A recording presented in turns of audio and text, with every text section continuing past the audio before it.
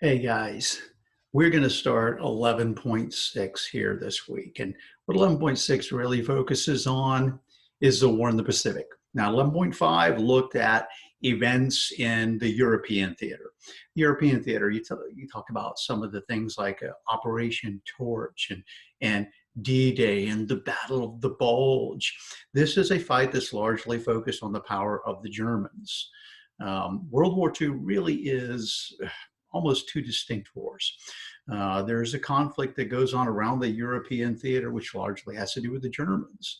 But then there's also the conflict that goes on in the Pacific Ocean, which is largely to do with the huge empire that the Japanese have built in the late 1930s and the early 1940s. And the Japanese empire extends from China through Southeast Asia, down to the islands of the Pacific. And in fact, by the time we engage them, they're on the verge of taking Australia.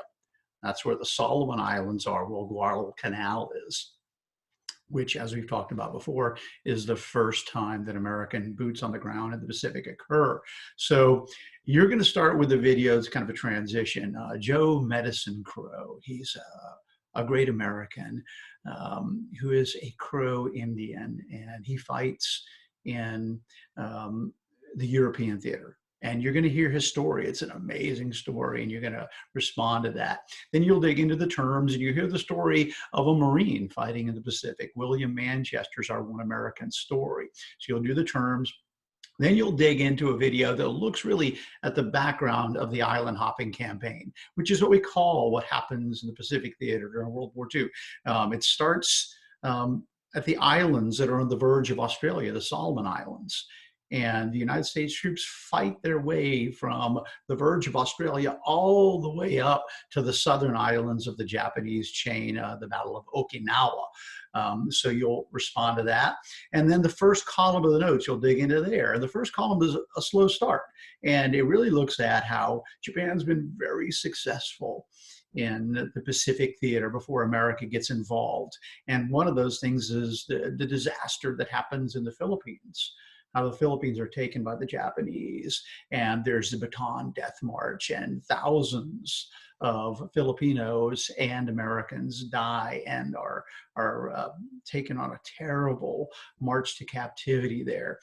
Then the second heading is called Fortune Shift, and that's when we start to turn things around. So we first start to turn things around with a daring raid, the first time that American bombers will fly off of an aircraft carrier. It's not really designed for it, and we do it. It's called Doolittle's Raid, and we drop bombs on Japan, and it's just kind of a token effort, but it lets the Japanese know, hey, America's coming for you.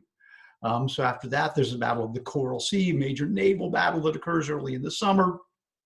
It's kind of a standoff, but then there's the Battle of Midway. And the Battle of Midway is a huge turning point because the Japanese lose almost all of their aircraft carriers in the Battle of Midway. So by the summer of 1942, things are starting to turn around at sea. Then the third column looks at the offensive. It's called the Allied Offensive. And the Allied Offensive largely looks at the island hopping campaign, right? What happens when American troops get involved on the ground in the Pacific? It starts at Guadalcanal, and then American forces will go from island to island. And it will be a brutal, incredibly bloody campaign that will last over 3 years, and it will claim the lives of thousands of young American men who sacrificially will struggle in the fight to defeat the Japanese in the Pacific Ocean. It's really brutal stuff. The Battle of Leyte Gulf is talked about there. Iwo Jima, which is the picture that's behind me here, very famous picture of Marines lifting the flag at Mount Suribachi on Iwo Jima. And lastly, the Battle of Okinawa. Then you'll wrap things up by looking at the Navajo Code Talkers, which are a really important element of helping us secretly communicate in our fight against the Japanese in the Pacific. And lastly, you'll wrap it up by looking at it all and do the second assessment. So let's stay on it, guys. Remember that your work speaks for you. The world's a complicated place, and you have to take things seriously. So I hope you're digging in, and I hope you're getting as much as you can out of these assignments. Have a great day. This will be your assignment for this week. You'll work on it bit by bit and have it done by next week, and for sure have it turned in by next Monday. So have a great week, and I will look forward to talking to you soon.